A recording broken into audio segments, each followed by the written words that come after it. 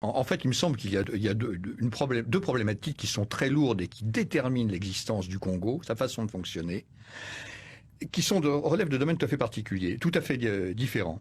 D'une part, il y a la justice. Vous m'avez dit que nous allions y revenir.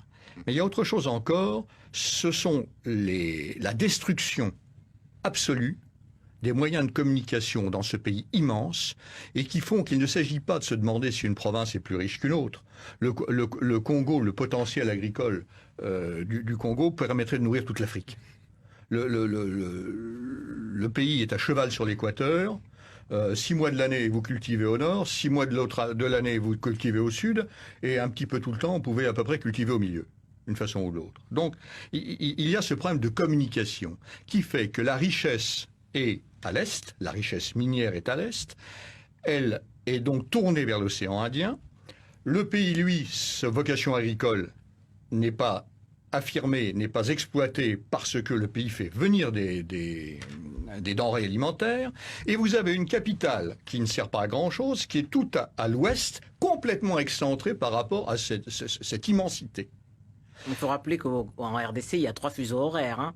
Oui, il y a 3 fuseaux horaires en RDC. C'est quand même pas simple à gérer. Mais si vous n'avez pas une route qui vous permet d'aller de Kinshasa à Goma, lorsque les Belges ont lâché le Congo... Le seul moyen de transport aujourd'hui, c'est l'avion. Absolument. Pas au quotidien. Et encore, oui, oui, c'est vrai. Lorsque les Belges ont lâché le Congo, ça avait été certainement la colonisation la plus dure qu'il y ait eu en Afrique, hein, ça c'est certain, des milliers de morts. Seulement, ils ont livré un pays clé en main, il faut aussi reconnaître ça, qui a été détruit dans les 10 ans qui ont suivi, les 15 années qui ont suivi. Il fallait une semaine pour aller de Kinshasa à Goma, par la route.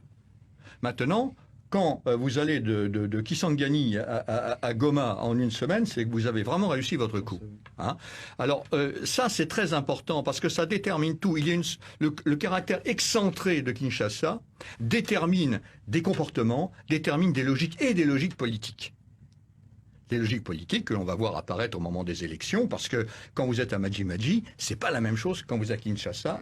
Yacine Sio, vous l'avez ressenti, ce décalage cette immensité de la RDC quand vous viviez à l'Est par rapport à Kinshasa, qui est quand même le centre à la fois économique et politique. Oui, le meilleur exemple, c'est qu'en étant resté pourtant sur place presque 2 ans et demi, j'ai jamais mis les pieds à Kinshasa. Je n'y suis jamais allé parce qu'il n'y avait pas assez de vols, c'est très cher. Ça coûte presque $500 pour faire un Goma-Kinshasa, par lequel vous faites une escale en plus à Kisangani, donc parfois c'est sur 2 jours.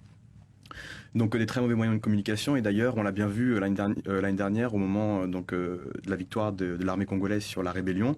Le président Kabila a voulu faire une tournée dans la région et lui-même s'est empêtré sur les routes qui étaient désastreuses et a tenté une opération de com en montrant que lui-même essayait de reboucher les trous, ce qui a été catastrophique évidemment.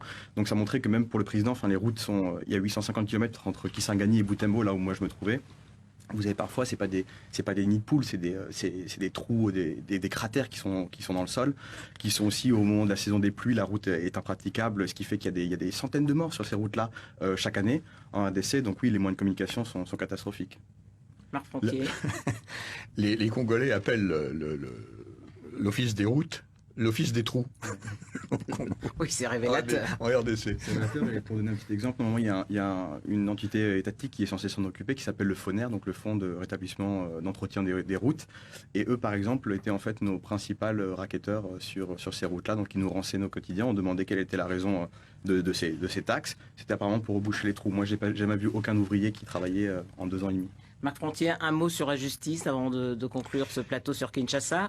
La justice congolaise a toujours été jugée à l'aune des 2 procès célèbres qu'il y a eu au moment des assassinats, notamment du défenseur des droits de l'homme, Chebeya, mais également de l'assassinat de certains journalistes, de Radio Okapi notamment. Quel regard vous portez sur cette justice congolaise ? La justice, elle est complètement pourrie. Ce sont les juges qui sont pourris. Le pire des métiers en RDC, c'est avocat. Parce qu'un avocat, ça sert à rien. On achète le juge.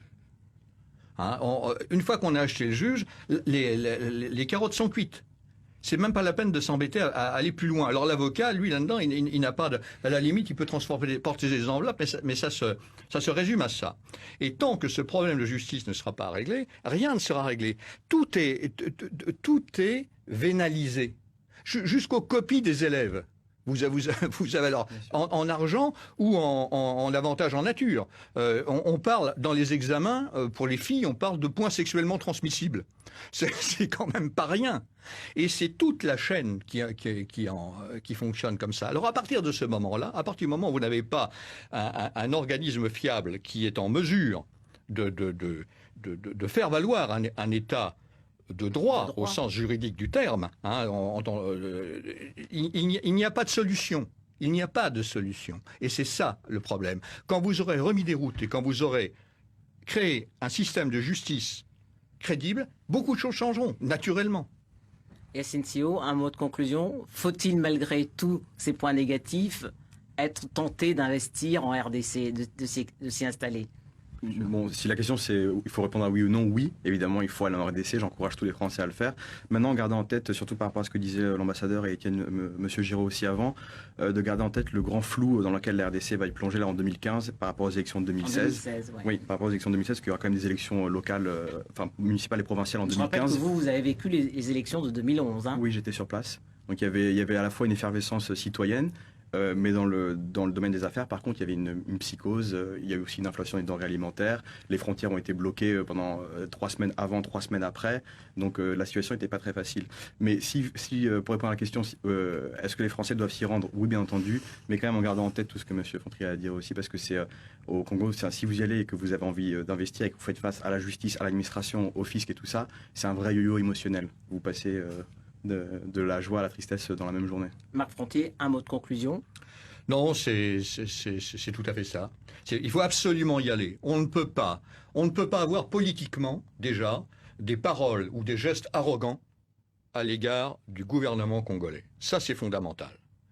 Ces gens-là sont sensibles, sont réceptifs à toute forme de mépris, donc il faut être très prudent là-dessus. Maintenant, on ne peut pas, si on prétend être un grand pays comme nous le sommes, faire l'impasse sur le plus grand pays d'Afrique, qui a le sous-sol le plus riche d'Afrique et un des sous-sols les plus riches de la planète. Il faut savoir ce que l'on veut.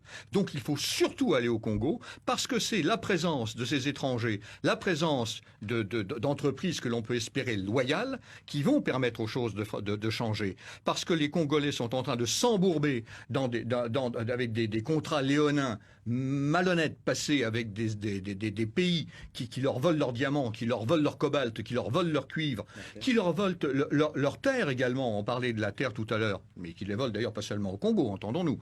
Mais c'est quelque chose de très important. Une entreprise aussi magnifique que la MIBA, la Gécamine, etc., sont tombées à 80% dans l'escarcelle d'opérateurs étrangers. Ça veut dire que le paysan à 50 km de Kinshasa n'aura pas de quoi acheter des intrants pour cultiver sa terre. Ça sera le mot de la fin. Merci à Marc Frontier. Je rappelle que vous êtes consultant Afrique d'itinéraire interculturel et puis à Yacine Sio, cofondateur d'Amani Express.